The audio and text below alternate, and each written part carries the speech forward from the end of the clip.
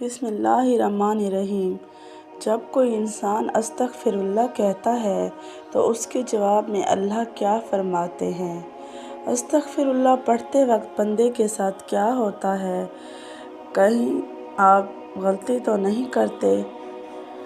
حضرت محمد صلی اللہ علیہ وآلہ وسلم نے فرمایا، فرمان مصطفیٰ صلی اللہ علیہ وآلہ وسلم ہے، خدا کی قسم میں دن میں 70 سے زیادہ مرتبہ اللہ سے استغفار کرتا ہوں اور اس کی بارگاہ میں توبہ کرتا ہوں۔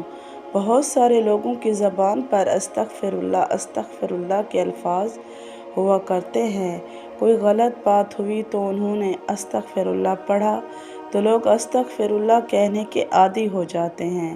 استغفر اللہ کا مطلب ہے کہ اے اللہ تو ہمیں بخش دے۔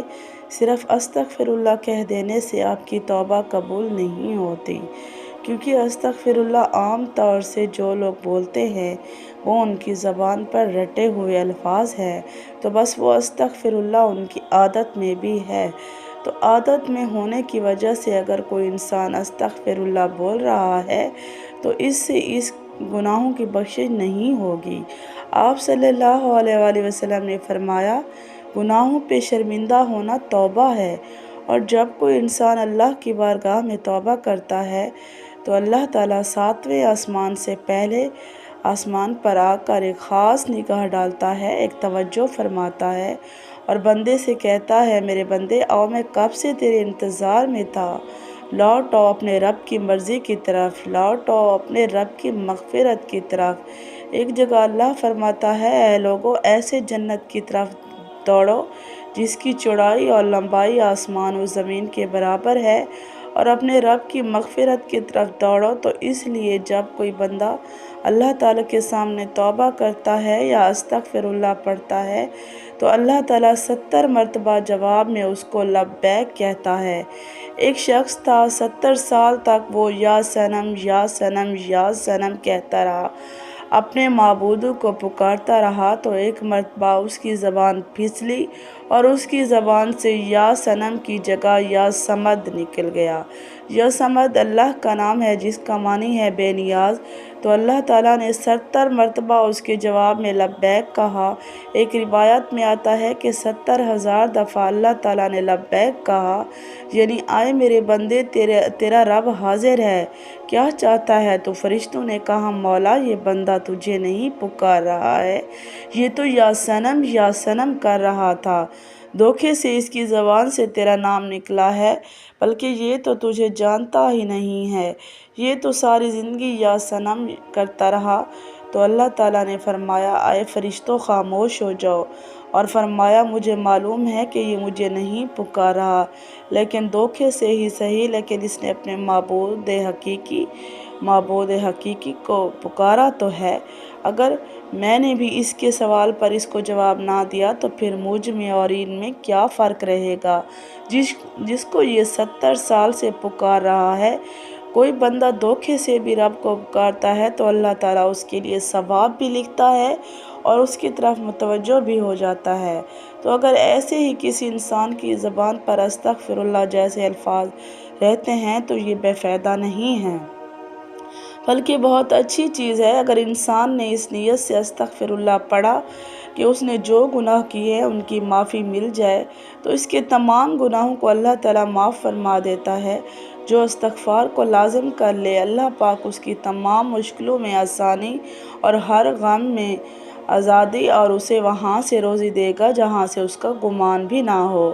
استغفار سے دلوں کا زنگ دور ہو جاتا ہے، بندہ اپنے گناہوں سے توبہ کرتا ہے تو اللہ کریم لکھنے والے فرشتوں کو اس کے گناہ بھلا دیتا ہے، اسی طرح اس کے اعضاء یعنی ہاتھ پاؤں کو بھی بھلا دیتا ہے اور زمین سے اس کے نشانات بھی مٹا دیتا ہے، یہاں تک کہ قیامت کے دن جب وہ اللہ پاک سے ملے گا تو اللہ پاک کی طرف سے اس کے گناہوں پر کوئی گواہ نہ ہوگا۔ حضرت سیدنا حسن بصری رحمۃ اللہ علیہ کے پاس ایک شخص آیا اور اس نے خشک سالی کی شکایت کی۔ آپ رحمۃ اللہ علیہ نے اسے استغفار کرنے کا حکم دیا۔ دوسرا شخص آیا، اس نے تنگ دستی کی شکایت کی تو اسے بھی یہی حکم فرمایا۔ پھر تیسرا شخص آیا، اس نے اولاد نہ ہونے کی شکایت کی تو اس سے بھی یہی فرمایا۔ پھر چوتھا شخص آیا، اس نے اپنی زمین کی پیداوار کم ہونے کی شکایت کی تو اس سے بھی یہی فرمایا۔ حضرت ربیع بن ثابت رحمۃ اللہ علیہ وہاں حاضر تھے۔ انہوں نے عرض کی، آپ کے پاس چند لوگ آئے اور انہوں نے مختلف حاجتیں پیش کی۔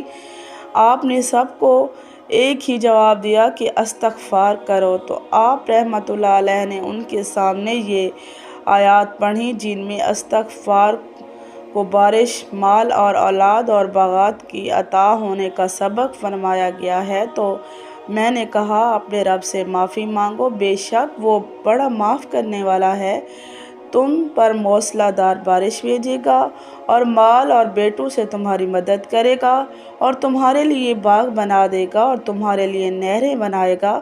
بندہ کسی گناہ کو اللہ تعالیٰ کی نافرمانی جان کر اس کے کرنے پر شرمندہ ہوتے ہوئے رب سے معافی مانگے اور آئندہ کے لیے اس گناہ سے بچنے کا پکا ارادہ کرے اور اس گناہ کی تلافی کے لیے کوشش کرے۔ مثلاً نماز قضا کی تھی تو اب ادا بھی کرے، چوری کی تھی یا رشوت لی تھی تو بعد میں توبہ وہ مال اصل مالک یا اس کے ورثاء کو واپس کرے یا معاف کروا لے۔ اگر اصل مالک یا ورثاء نہ ملے تو ان کی طرف سے راہ خدا میں اس نیت سے صدقہ کر دے کہ وہ لوگ جب ملیں اور صدقہ کرنے پر راضی نہ ہوئے تو اپنے پاس سے انہیں واپس دوں گا۔ توبہ استغفار کی تمام تر اہمیت اور فضائل کے باوجود بعض بد نصیب نفس و شیطان کے بہکاوے میں آ کر توبہ استغفار کرنے میں ٹال مٹول سے کام لیتے ہیں، تو توبہ کا موقع ملنا بھی بہت بڑی سعادت کی بات ہے۔ بہت سے لوگوں کو توبہ کا موقع بھی نہیں ملتا اور وہ بغیر توبہ کیے اس بار فانی سے چلے جاتے ہیں۔ موت کا کوئی بھی بھروسہ نہیں، اسی لیے ہمیں بھی بکثرت توبہ استغفار کرنی چاہیے۔ قرآن مجید میں اللہ تعالیٰ فرماتا ہے کہ اللہ استغفار کرنے والوں پر رحم کی بارش کرتا ہے اور ان کی طاقت میں اضافہ فرماتا ہے۔ اللہ رب العزت قرآن مجید میں ایک جگہ فرماتے ہیں، اور میں نے نوح علیہ السلام نے اپنی قوم سے کہا، اپنے رب سے اپنے گناہ بخشواؤ اور معافی مانگو، وہ یقیناً بڑا بخشنے والا ہے۔ وہ تم سب پر آسمان کو خوب برستا ہوا چھوڑ دے گا اور تمہیں خوب پے در پے مال اور اولاد میں ترقی دے گا اور تمہیں باغات دے گا اور تمہارے لیے نہریں نکال دے گا۔ استغفر اللہ کی خوشنودی کا سب سے بڑا ذریعہ ہے۔ ایک حدیث مبارکہ ہے، اللہ پاک توبہ کرنے والے بندے سے اس شخص سے بھی زیادہ خوش ہوتے ہیں جس نے اپنا گم شدہ اونٹ پال لیا ہو۔ ہم لوگوں کو ہر وقت استغفر اللہ کہنے کی عادت ڈالنی چاہیے۔ اس کے علاوہ ہمیں چاہیے کہ ہر وقت اللہ کا ذکر کریں۔ اللہ کی یاد سب سے بڑی چیز ہے۔ آپ صلی اللہ علیہ وسلم نے فرمایا، اٹھتے بیٹھتے چلتے پھرتے اللہ کا ذکر کیا کرو۔ جو لوگ اللہ کا ذکر کرتے ہیں زندہ ہیں اور جو لوگ اللہ کا ذکر نہیں کرتے وہ مردہ ہیں بلکہ مردار ہے۔ ہماری زبان ہر وقت اللہ کی یاد سے تر رہنی چاہیے، اور جب بندہ اللہ کا ذکر کرتا ہے تو شیطان چونکہ انسان کے دل پر اپنے پنجوں کو ہر وقت بچھائے رکھتا ہے، جب بندہ اللہ کا ذکر کرتا ہے پھر وہ اپنے پنجوں کو ہٹا لیتا ہے، اور جب وہ بندہ ذکر کرنا بند کر دیتا ہے پھر اپنے پنجوں کو بندے کے دل پر رکھ لیتا ہے۔